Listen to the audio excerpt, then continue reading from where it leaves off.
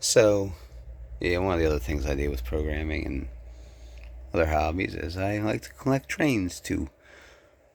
Here you can see some stuff. That's from like 1954, I believe. You can see I know that back in 2000 it was celebrating, so we're up to 123 years. Uh, that box right there, that's the box that one came in from the 50s. And then here, this is another box from like the 30s. I believe this whistle piece is from the 50s here. This little thing here, water tower. That one actually, I've got an original one over here also. But the story is Kiddo and his grandfather way back, or he was an elderly gentleman when I got this. It was him and his father, or him and his grandfather. Anyways, it's like a train set from the 1920s, I think, and they wound up, like, him as a kid wound up hand painting some of the pieces. So it was kind of neat to get that little bit of, backstory to that one, and then also get like an unpainted variation of it too. But yeah, you can see I've got stuff from, all the way back with the tin plate. And I like to set them up so you can see the different variations. And then we come up here, and it just so happens that the Star Wars micro machines work really well with like HO scale everything. So I was just having some fun there. And then up here, this is my Pop Pops train. This is the one that kind of got me into all this after Mom gave it to me. And then just up here, the little Santa Fe display, if you couldn't tell. And then here's where I'm working on getting the track around my bedroom going. Just roughing it out, kind of. But, and then, yeah, we can continue over here. I don't know if that's a real baseball card or not. I found it in a box with some of these older trains, so it very well may be. But yeah, this here. This was, okay, so this was the first pre-war train I got. This Lionel, I got it from a flea market. Gentleman there, it's actually the boxes, and I do have the original large box that it came in too, but that's pretty rough looking. This thing actually works too. All I need to do is replace the wheels. Dry rot managed to kind of eat away at that, but I powered it up, and she does run. She just doesn't stay on the track because those flanges aren't there. And this one here, got a full set with this. That's a pretty piece from Marks. And then we got some more box, and then down here, yeah, these are some older steam locomotives. Where's the numbers? Yeah, we can see some of the numbers back there. On that one, this one here. Oh, my unit numbers are hidden. I can't tell. Who do we have here? I know. You are 4 561. Oh, this one's an old one right here. This beast. I swear this is only the heaviest one I got, and I think it was a 250. Where'd it go? Oh, 249E.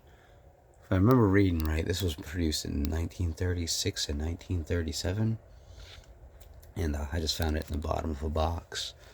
It's pretty wild. Yeah, there's 1 561. Oh yeah, Zelda is one of my other favorite things. I mean, if you looked at the rest of the channel, I got my remake that I'm working on. But let's see here. So another 30. And we've got. Oh, there we go. This is another. This one here is from. There's the other side of that box. The smoke pellets here.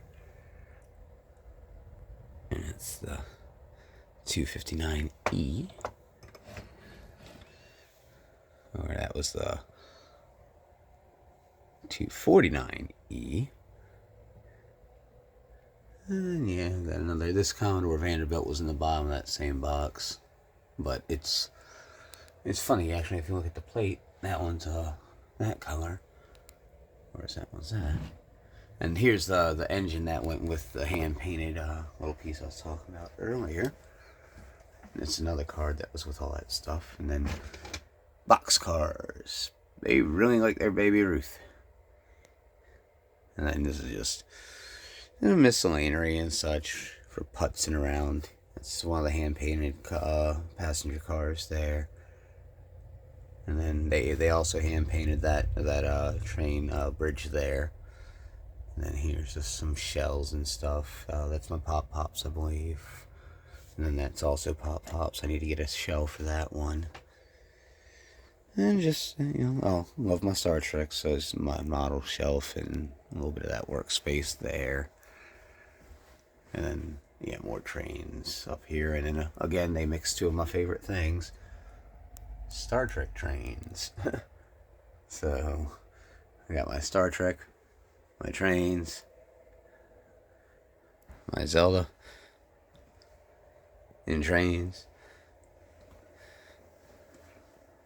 All the way over here. And then, yeah, I do a little bit of video game collecting. And that's, moving things around right now, kind of organizing, but right now the theme is The Legend of Zelda. Can't wait for Breath of the Wild 2 to come out. Still haven't beat the first one.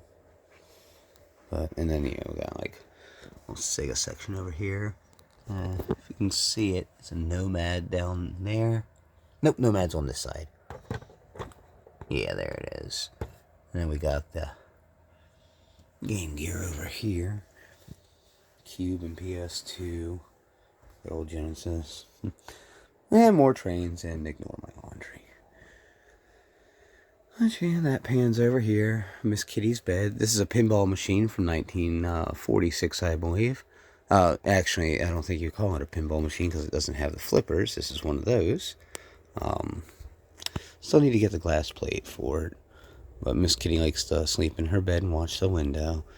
I keep it dusted to make certain that everything's nice. But it's really pretty, and I mean, it's fun to like. I've got these boxes in here so that cat doesn't crawl into it, but like, so yeah, it does its thing still, so that's pretty cool. Get that off there for now. Is that a ball over here? Yeah, there we go. Need to get some stuff fixed so that it, it pops out and whatnot.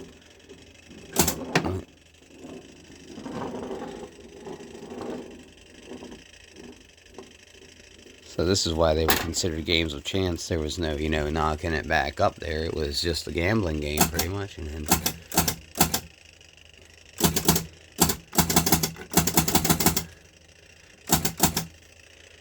what we got here?